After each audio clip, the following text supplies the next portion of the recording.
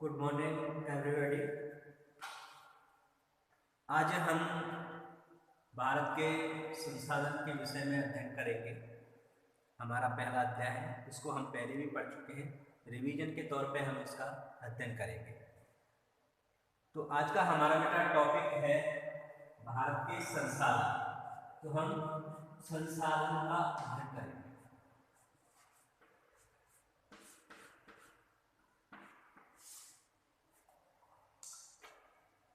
संसाधन से आशय क्या है, संसाधन की परिभाषा क्या है?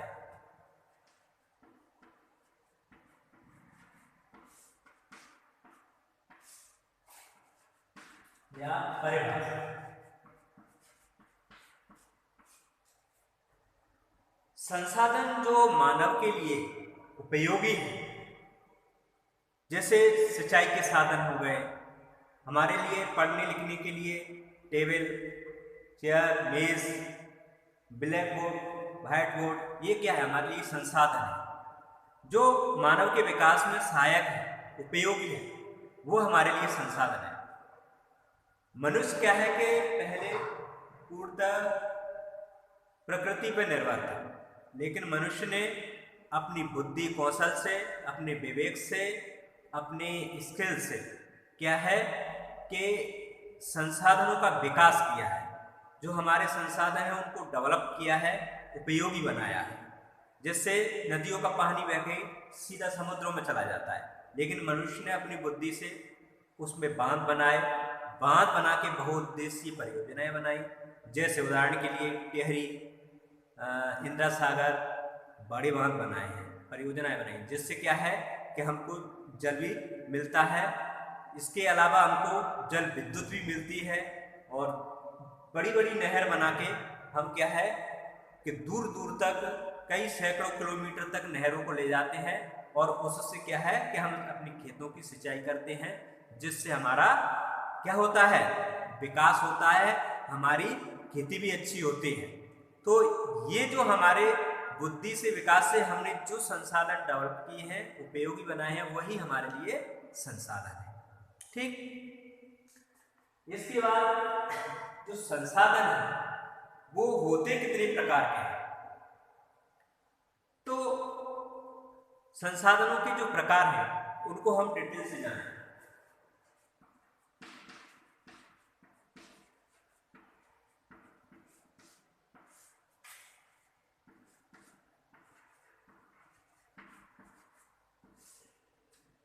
संसाधनों के प्रकार।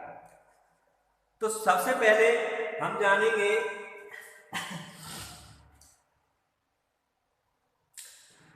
कि जो संसाधन होते हैं, सबसे पहले हमें जो प्रकृति से जो प्रदत्त होते हैं, प्राकृतिक संसाधन।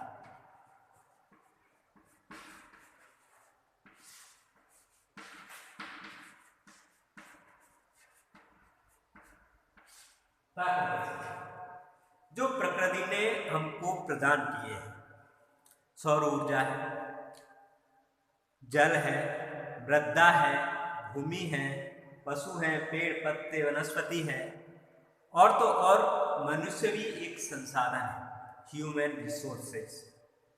ठीक है। जिस देश के व्यक्ति पढ़े लिखे कुशल श्रमिक होते हैं, वह उस देश के लिए उतना ही महत्वपूर्ण योगदान देते हैं। इसलिए मनुष्य भी क्या है कि एक संसाधन होता है।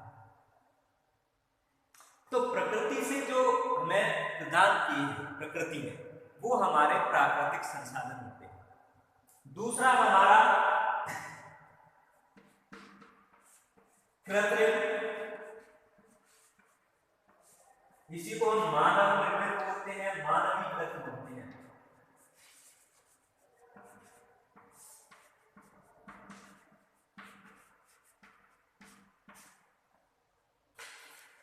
तो मानव ने इमारतें बनाई हैं, भवन बनाए, सड़क बनाई, पुल बनाए, ये सब मानव निर्मित संसाधन है, जिनका हम अपने विकास के लिए, अपने उपयोग के लिए संसाधन करते हैं। मोटर, ट्रेन, वाहन, ये सब क्या है, ये मानव निर्मित या मानवीकृत या कृत्रिम संसाधन है, जो हमारे लिए बहुत उपयोगी हैं। इसके बाद में पुनः जो संसाधनों के और प्रकार हैं, ये तो हो गए हमारे प्राकृतिक और कृत्रिम। इसके अलावा जो हमारे और प्रकार हैं पुनः पूर्ति के, यानी कि कुछ संसाधन तो ऐसे होते हैं कि उन्हें हम दोबारा यूज कर सकते हैं, तीसरी बार भी यूज कर सकते हैं, तो उनको क्या है, हम रिन्यूएबल कहते हैं। और कुछ संसाधन ऐसे होते हैं कि एक बार उसका यूज किया और वो हमेशा हमेशा के लिए खत्म हो जाएगा, जैसे कोयला, पेट्रोलियम, एक बार उपयोग कर लिया खत्म। तो जो हमारा पूर्ति के आधार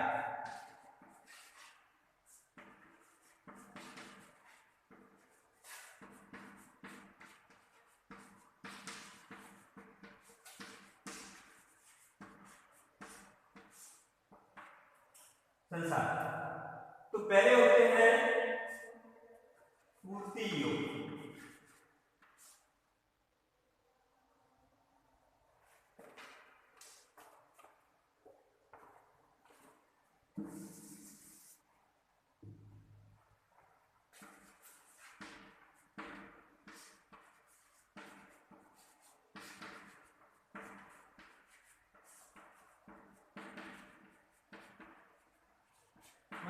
योग्य संसाधन, ऐसे संसाधन जो हमने एक बार यूज कर लिए, जैसे मान के चलो सभी धातु हैं, जैसे लोहा है, उसको क्या है, पुराना होने के बाद में, पीतल है उसको भी हम, कॉपर है जो उसको क्या है कि पुनः यूज कर सकते हैं, सोना है, चांदी है जो उसके गहने होते हैं, हमारा डिजाइन अगर पुराना हो गया है तो हम उसको सोनार के यहाँ पे जाके जब बनाने वगैरह जो भी व्यक्ति है उसके पास ले जाते हैं और वो गला करके उन्हें वैसे आभूषण बना देता है जो हमें चाहिए, तो वो कैसा हो गया, पुनः पूर्ति। ठीक है,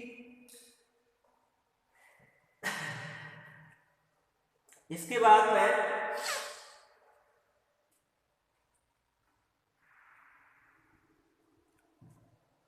पुनः पूर्ति के आधार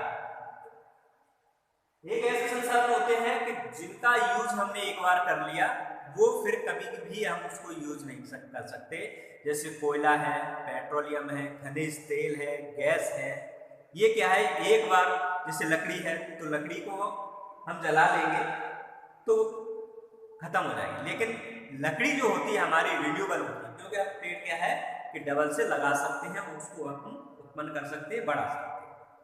तो हमारी जो लकड़ी है, वृक्ष है, ये हमारा रिन्यूएबल में आता है, नॉन रिन्यूएबल में नहीं आता है। तो नॉन रिन्यूएबल वो वही है जो एक बार यूज करने के बाद में पुनः हमको नहीं प्राप्त होते। समझ में आया? ठीक, इसके बाद में बारंबार यूज, बारंबार का मतलब है कि हम एक बार यूज कर लिया, दूसरी बार पुनः बारंबार यूज कर सकते हैं, जैसे हमारा सोना चांदी हमने बताई चुके। ठीक, अब प्रयोग के आधार पर संसाधन कितने प्रकार के होते हैं?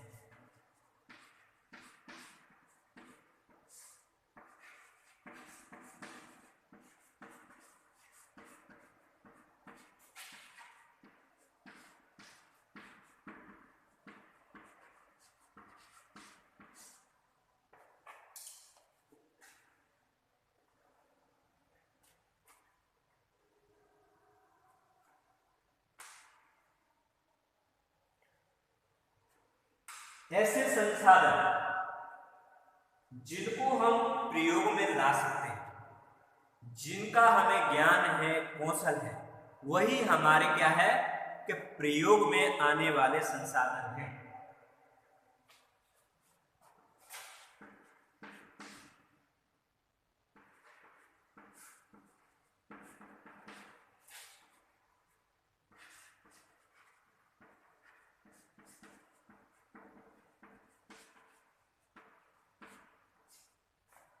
प्रयोग में आने वाले संसाधन, जो संसाधन अपनी बुद्धि, विवेक, टेक्नोलॉजी से हम यूज करते हैं, जैसे मान के चलो पहले मनुष्य को क्या है कि खनिज तेल है, पेट्रोलियम है, उसका हमें ज्ञान नहीं था, लेकिन हमने उसको उपयोगी बनाया।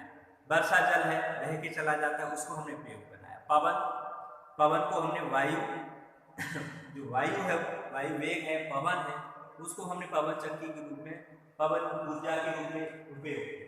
तो हमारे क्या है, ये प्रयुक्त साधन है, उपयोग में आने वाले साधन।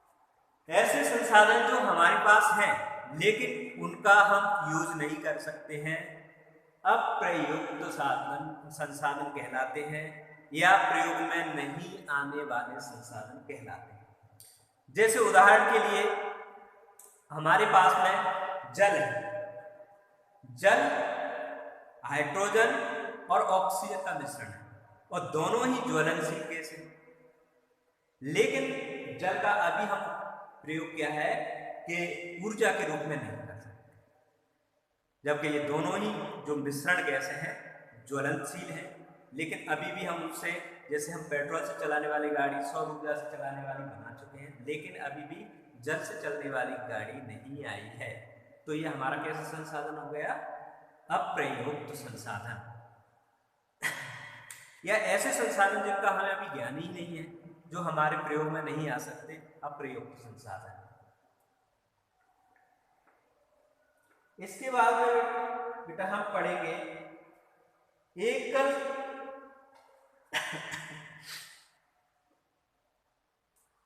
इसके बाद वितरण के आधार पर संसाधन।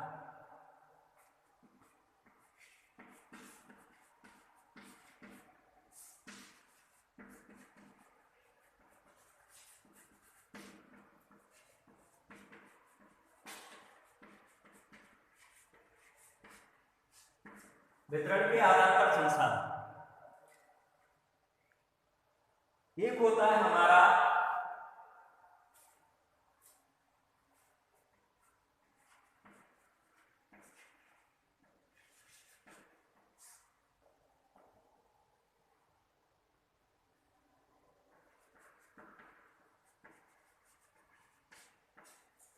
सुलभ संसाधन। सुलभ संसाधन वो होता है जो हमें आसानी से मिल जाता है, जिसको हमने डिमांड दी वहाँ पे हमको मिल गया, जैसे ट्रेन है, बस है, मिट्टी है, फल फ्रूट सब्जी, ये हमारे कैसे संसाधन है, ये सुलभ संसाधन है जो हमको मिल जाते हैं। जैसे प्राकृतिक संसाधन, जैसे धूप है, वायु है, ऑक्सीजन है, ये हमारे सुलभ यानी आसानी से हमें जो प्राप्त हो जाते हैं। जैसे यहाँ पे आपको भी खाना प्राप्त हो जाता है, ड्रेस प्राप्त हो जाती है, चेयर, भवन, ये कैसे हुए हमारे सुलभ संसाधन। एक होते हैं दुर्लभ। दुर्लभ संसाधन वह होते हैं जो गिने चुने स्थानों पर ही पाए जाते हैं, दुर्गम स्थानों पर पाए जाते हैं। उन्हें ढूंढने के लिए हमें बहुत मेहनत करनी पड़ती है, बहुत दूर तक जाना पड़ता है और वो महंगे भी। जैसे कुछ जड़ी बूटियां हैं जो हिमालय पर ही मिलती हैं, उसके बाद दूसरे स्थानों पर नहीं मिलती हैं, तो हमारे लिए दुर्लभ संसाधन हो गए, ठीक है। या हमारे जो संसाधन हमारे लिए पहुंच से बाहर है, ठीक है, वो भी हमारे लिए दुर्लभ हो जाए, ठीक है। या जैसे हम न्यूज़पेपर में पढ़ते हैं, हमें दुर्लभ प्रकार की चिड़िया देखी, बर्ड देखी, या दुर्लभ प्रकार का एक जीव हमने सड़क पे देखा, समझ में आया। तो ये क्या है कि दुर्लभ प्रकार के ही संसाधन होते हैं, गिने चुने होते हैं, जो बहुत कम ही स्थानों पर पाए जाते हैं और भूमि के गर्भ में बहुत नीचे पाए जाते हैं या दूर दराज में पाए जाते हैं। ऐसे संसाधनों को हम दुर्लभ संसाधन कहते हैं। इसके बाद में हम पढ़ेंगे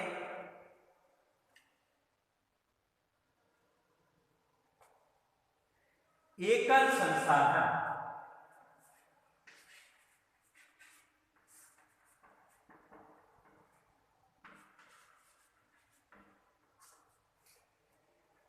ऐसे संसाधन जो पूरी पृथ्वी पर या पूरे देशों में से एक दो के पास नहीं है। जैसे मान के चलो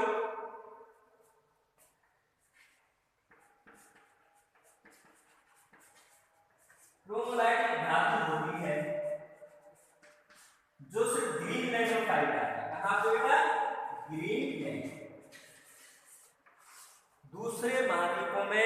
देशों में कहीं पे नहीं पाई जाती। तो ये हमारा उदाहरण क्या हो गया, एकल संसाधन, जो क्या है कि एकमात्र स्थानों पर। कुछ जड़ी बूटियां ऐसी है कि हिमालय पे ही पाई जाती हैं, समझ में आया। तो ये भी हमारा उसी का उदाहरण है कि एकल संसाधन, एक ही, या जैसे हमने कहीं कहीं पे अपन हीरा देखते हैं, जैसे उदाहरण के लिए हमारा कोहिनूर हीरा अभी पूरे विश्व में एक ही है, ठीक है कि नहीं। तो एकमात्र होगा तो एकल हो गया, समझ में आया, ठीक। विरल संसाधन आपने जान ही लिए, दुर्लभ विरल, ठीक है, समझ में आया, ठीक, ओके।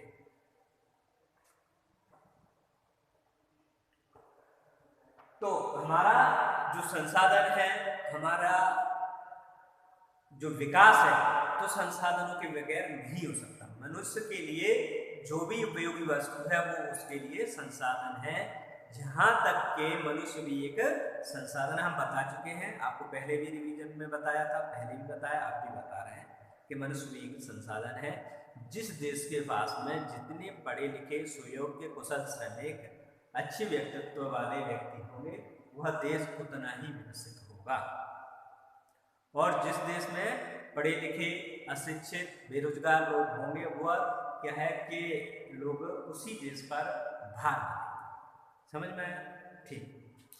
तो ये हमारे जो संसाधन हैं, इसके बाद में हम जो संसाधनों के प्रकार हैं, मृदा, जल, भूमि, वनस्पति। तो अब सबसे पहले हम पढ़ेंगे मृदा।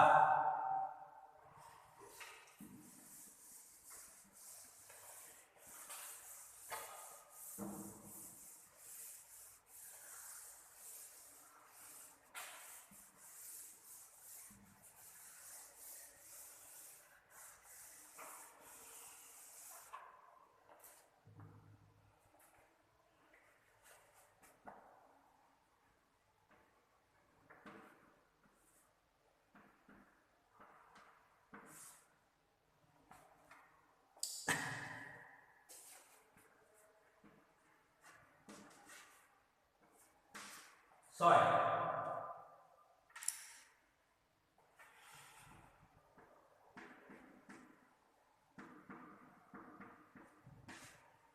सबसे पहले हम जानेंगे कि मृदा होती क्या है, या समझेंगे कि मृदा और भूमि में अंतर क्या है।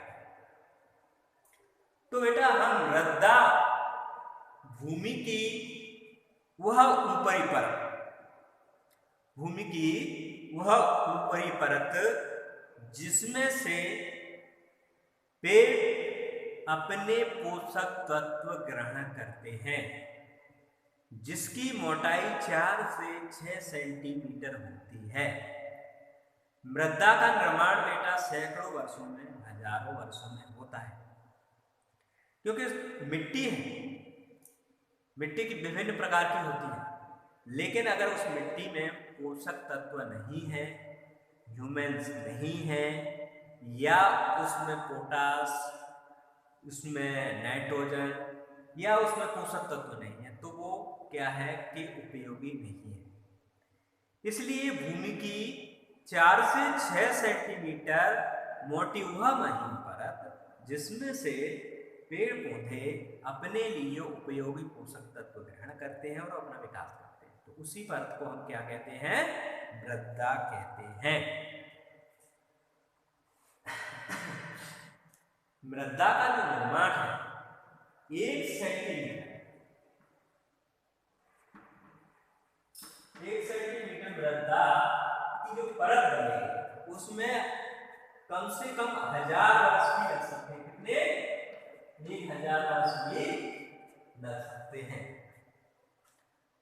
मृदा का जो निर्माण होता है, धातुओं के टूटने, फूटने, भ्रंशन से, फाल्ट से, उसके चटकने से, उसमें रासायनिक परिवर्तन से, उसके सिकुड़ने से, फैलने से, तो उसमें जो दरारें पड़ती हैं, उसी के जो कण, जो सॉलिड चट्टानें होती हैं, उन्हीं के कण टूट टूट के अलग हो जाते हैं। वो जल के द्वारा एक स्थान से दूसरे स्थान पर पहुंचा दिए जाते हैं, या वायु के द्वारा पहुंचाए दिए जाते हैं या जीव जंतुओं के पैरों से चल के एक स्थान से दूसरे स्थान पर पहुंच जाते हैं। और इस प्रकार क्या है कि मृदा का निर्माण होता रहता है। मृदा का निर्माण क्या है कई सैकड़ों और हजारों वर्षों में होता है। मृदा निर्माण के लिए आवश्यक जो परिस्थिति होती है वह होती है मैदान। मैदानों में क्या है कि जो पेड़ पत्ते होते हैं, सड़े गले अवशेष होते हैं, वो वहीं पे जीवाश्म, उसमें क्या है जीवाणु जो जीव होते हैं, जो सूक्ष्म जीव होते हैं, वो उसमें रासायनिक अभिक्रिया प्रक्रिया करते रहते हैं और मृदा का निर्माण होता रहता है। तो मृदा हमारे लिए बहुमूल्य संसाधन है। मृदा के बगैर हम अपने विकास के बारे में सोच भी नहीं सकते हैं, क्योंकि मृदा से ही हमें अनाज, तेल, दलहन ये सब प्राप्त होता है। हमारी फसलें मृदा पे ही होती हैं। और भूमि और मृदा में अंतर यही है, भूमि तो हमारी नीचे बहुत है, हमारी भूमि पर अगर हम उसको भौतिक दृष्टि से अगर आप बांटेंगे तो परपटी, उसके बाद में प्रवाह, उसके बाद में कोर, ऊपरी कोर, ठीक है कि नहीं, ऊपरी प्रवाह, निचली प्रवाह, इस तरीका से उसको हम डिवाइड करेंगे। लेकिन जो ऊपर की महीन परत है, जो हजारों वर्षों में जो जीवांश होते हैं, पेड़ पत्तों के पत्ते होते हैं, जीव जंतु होते हैं, उनके सड़े गले अवशेष होते हैं, उनसे ही मृदा का निर्माण होता है। और मृदा में जितने पोषक तत्व होंगे वो मृदा उतनी ही हमारे लिए उपयोगी होगी। और मृदा में जो जीव जंतु सड़ते गलते हैं उसको ह्यूमस बोलते हैं, ठीक है। तो ये मोस्ट ये पूछ लिया जाता है क्या है, ठीक है, ह्यूमस क्या है। तो ये मृदा में जो सड़े गले जीव जंतु और पेड़ पत्तों के अवशेष होते हैं उसी को हम ह्यूमस बोलते हैं, ठीक है, समझ में आया।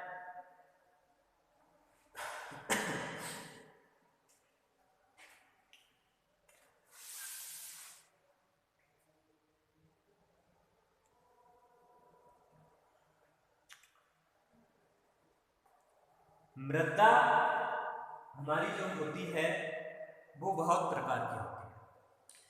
जलोढ़ मृदा, लैटेराइट मृदा, काली मृदा, लाल मृदा, पर्वतीय मृदा। तो ये सब जो मृदा होती है अलग अलग प्रकार होते हैं, अलग अलग स्थानों पर पाई जाती है। तो सबसे पहले हम जानेंगे मृदा के प्रकार।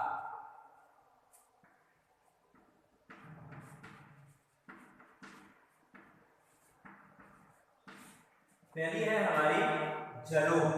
कौन सी बेटा? जलोढ़ मृदा, ठीक। तो जलोढ़ मृदा का जो निर्माण है वो क्या है कि नदियां जो मिट्टी अपने साथ बहा करके लाती हैं और उसको मैदानी क्षेत्रों में बिछा देती हैं, उसी को अपन जलोढ़ मृदा बोलते हैं।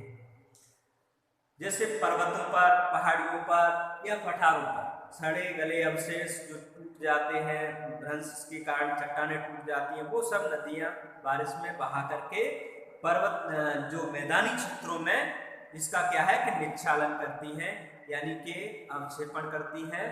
जो परिवहन होकर के नदियों के द्वारा आता है, मिट्टी का जो गाद होता है वो मैदानी क्षेत्रों में बिछ जाता है। यह मृदा क्या है कि बहुत ही उपजाऊ होती है, इसको हम इंग्लिश में एल्यूवियल सॉइल बोलते हैं, ठीक है।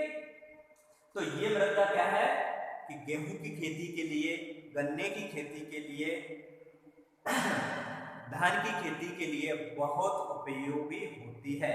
इसमें ह्यूमस की मात्रा पर्याप्त होती है, पोटास, नाइट्रोजन, ठीक है, और जिप्सम, ये बहुतायत से पाया जाता है। इस मिट्टी में क्या है कि पोषक तत्व तो बहुत होते हैं और इसमें क्या है कि बहुत ही अच्छी पैदावार होती है। और ये मिट्टी जो हमारी है, ये हमारी उत्तराखंड,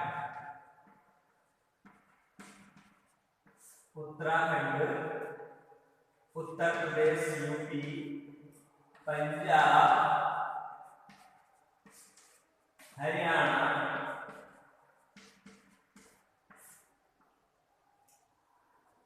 बिहार, पश्चिम बंगाल।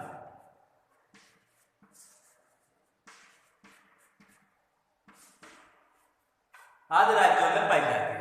जो गंगा नदी है, तो गंगा नदी क्या है कि बहुत ही बड़ी नदी है हमारे भारत की। तो ये क्या है कि अपने साथ में जो मिट्टी बहा करके लाती है, और ये हिमालय पर्वत से जो सारी निकलने वाली नदियाँ और पठारी भागों से निकल करके जो बड़ी नदियाँ आती हैं, वो सब नदियाँ गंगा नदी में मिलती हैं। और ये उत्तर भारत के राज्यों में बहुत बड़ी जो जलोढ़ है वो पाई जाती है। इसमें उत्तर भारत में जो प्लेन है, मैदान है, इसी में विश्व की सबसे ज्यादा सघन जनसंख्या पाई जाती है। इसीलिए क्योंकि यहाँ से क्या है कि प्राचीन काल से यहाँ पे क्या है कि बहुत विपुल भंडार रहा है मृदा का। यहाँ पे बहुत खेती की जाती थी प्राचीन काल से। तो इसलिए क्या है कि मानव यहीं पे आके सबसे ज्यादा बस गए हैं। तो ये मिट्टी हमारी भूरे कलर की, नलो कलर की होती है, और ये बहुत अच्छी मिट्टी होती है। दूसरी है हमारी काली मिट्टी, ब्लैक सॉइल। इसको हम रेगड़ भी बोलते हैं, रेगड़ भी बोलते हैं, और रेगड़ भी लिखा आता है, रेगड़ भी बनता है। आपको रेगड़ा